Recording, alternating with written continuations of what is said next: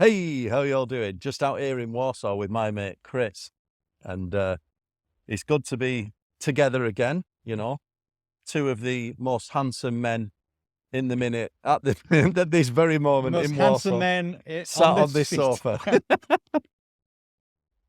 Yeah, and we're going to explore the topic. So Maslow, who did Maslow's hierarchy of needs, he had this concept of reaching one's full potential, or as he called it, the full humanness.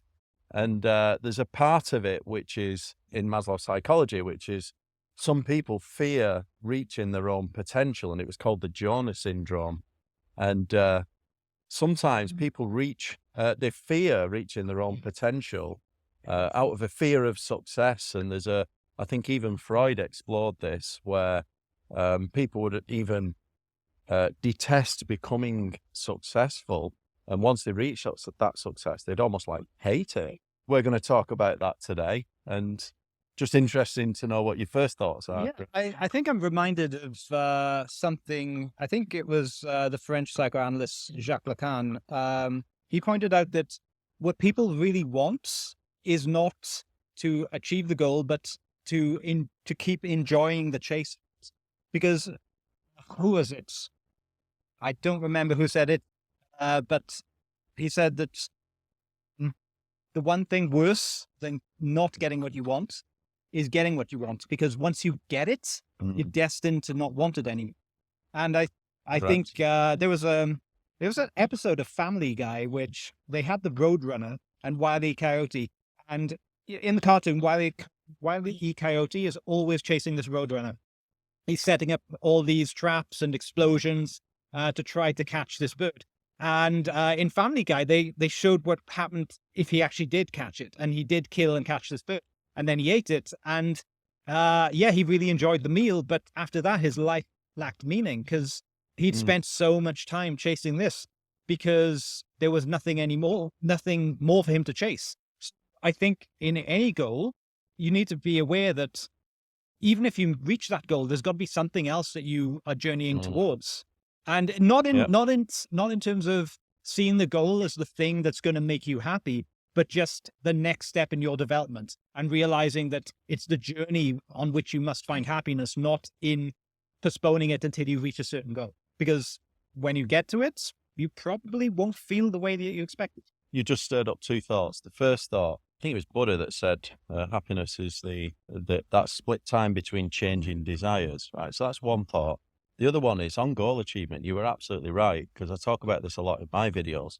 So my belief with a goal is, and this is explored in the Dan Sullivan's book, The Gap in the Game, which is a great book, by the way. One of the problems with setting goals is you're in the gap. So you're always searching for that goal. So you're in the want, I want this thing. And my view of a goal, it should always be something, it should be big enough that it's always on the horizon, right? And what that means is, if you reach that goal, you need to keep moving the goalpost back, because I'm not saying a goal should never be reached, but there should be levels. So you always need to keep moving the goalpost back as you reach a goal. You could see a goal as almost like a marker or a point, but there's a continuum. And I think you're right. You need that destination, and this is why I think. Well, direction more than destination. Direction, yeah. So this is why what you do is you measure backwards, not forwards. You don't measure what you don't have. You measure the improvement backwards.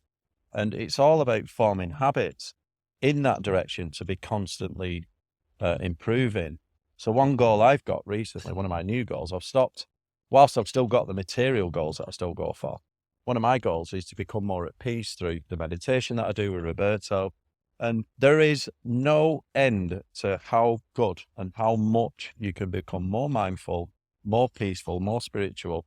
That journey is consistent, Even the Buddha, the original Buddha, he went into the mountains for 7 years, came out, he was still on that journey. It's a lifelong journey. So I think you're right there. You don't ever want to reach that goal. You've got to keep moving the goalpost back. Yeah, I know that's also Tony Robbins's style of coaching, strategic intervention coaching. Yeah. He talks about, if you want to set goals towards a target that's in 5 years, like imagine yourself in 5 years. So what's 4 years look like? What's 3 years look like? What's 2 years look like? What's 1 year look like? And then building the goals to meet each of those steps. Yeah. So you can take like this big picture, but then dial it back in order to know how you're going to get there. But I just want to reemphasize, it's so important to not set your happiness upon the goal achievement. You've got to find the happiness in the now. One thing I would add to that, something that I've switched, because obviously I'm doing my journal and everything, in terms of goal achievement, I think there's a phrase that is systems are better than goals. And what that means is you might have a goal, but a system of continuously improving yourself day by day, a little small habit building and reinforcing them habits daily is better than trying to achieve that one goal, because you should just keep going in that direction. Back on topic, in terms of people fearing success, you could say, my opinion of this is change is hard. A lot of people fear taking the first step. And I have actually recorded a video on this when I was in Dublin, but I haven't released it yet. And it was one small step in the right direction could change your destination. And it's taking that first step. So a lot of people fear taking that first step because change is hard and we have a comfort zone. You know, just taking that step, it may be embarrassing because you're doing something that is out of the ordinary, say, or not normal for the people around you. If you're in, there's a great saying, you are almost like the 5 closest people around you.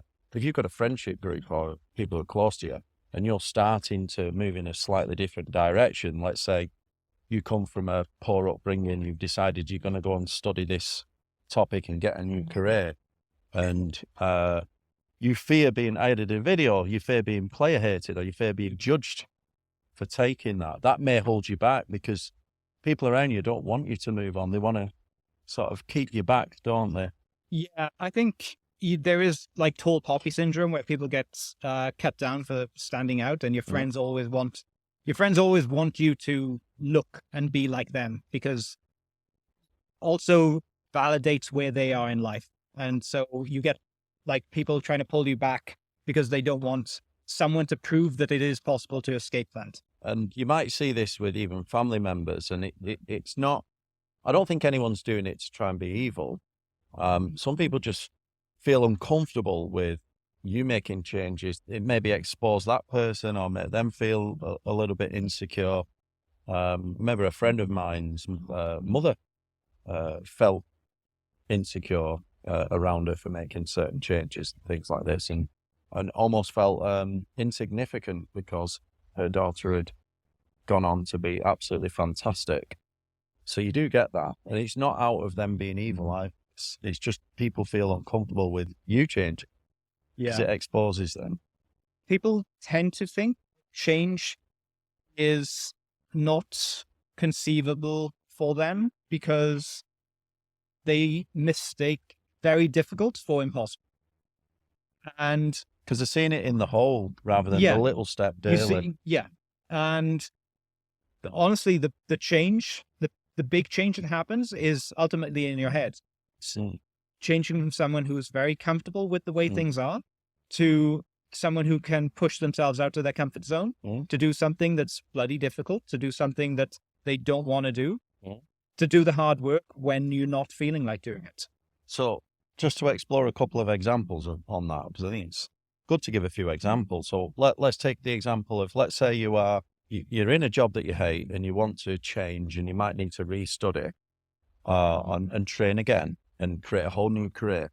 And that may involve taking a pay cut, taking a step back, going to university, whatever that might be, right? And some people reach this point after they might have been working for 2 decades, and it's like, oh, I'm too old to go back studying, but I hate this job and I want to make some changes, right? Seeing it in the whole goal there, let's say they want to become a lawyer.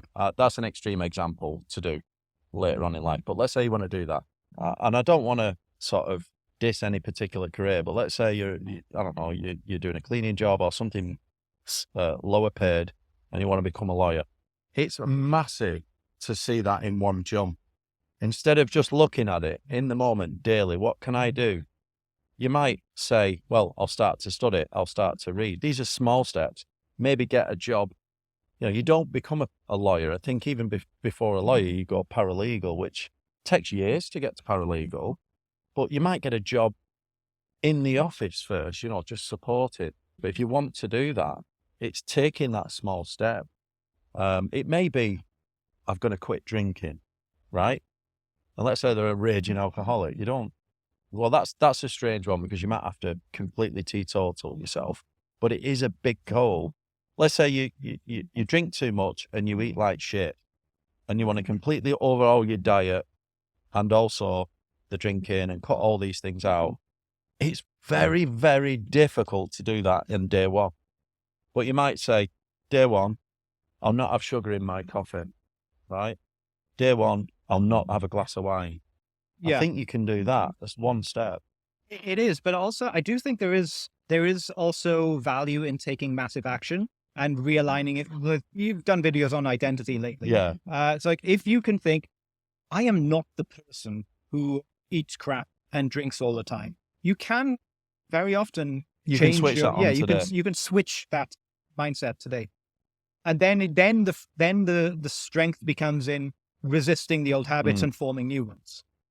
But when you're making that identity shift, because I've done a lot of videos on this, you can do it, and that is the power of identity. But it's like going cold turkey. Trying to tomorrow just become this new identity is very hard. And what happens when you first do that? Yes, you can massive action day one. I'm going to be this person today, and give yourself that new identity and start living according to that identity, as I said in many videos. But at first, you're going to slip up. And it's important to realize when you slip up, don't punish yourself too much, right? Because even 20% better is in the right direction. Let's say you slip up a lot. The idea being, are you consistently slipping up less, improving more? And, in any habit building, it is small steps. So take the example of, let's say you eat loads of sweets and chocolate and ice cream and cakes and all that stuff, and you have 12 sugars in your coffee. This is really example. An example, a small step might be just my coffee, I will have no sugar, or I'll swap to sweetener. Not that sweetener's any good for you, but it will get you moving in that right direction. The reason why I say this is I'd not seen my brother for a few years through COVID, and I met him. We was after a few years, and it was about 2 years ago to now, and we was going on a trip to Vienna, and I'd not seen him. And I remember coming over the bridge at Manchester Airport, seeing him, and I gave him loads of shit because he looked like shit. I gave him loads of grief, and we went away for the weekend. And on that weekend, I made him quit sugar in his coffee. 6 months later, it looked amazing because the sugar was the first step. Next minute, he started improving his diet. He stopped drinking so much. He stopped drinking pints and went to single gins, which is far fewer calories. He wasn't getting as drunk, and he made them sort of improvements. 6 months later, he looked amazing. A year on, he looked even better, right? So that's an example of taking them small steps. Massive action, yes, but you have to be prepared to slip up and also accept that. Up. Yeah. Accept each day as it is. Are you on a general trend of improvement? Let us know what you think in the comments. Me and Chris will be happy to answer you. Chris's channel, Busy Becoming Myself. Put a link down below. Don't forget to check us both out. All right. Don't forget to like the video, subscribe. See you all next time.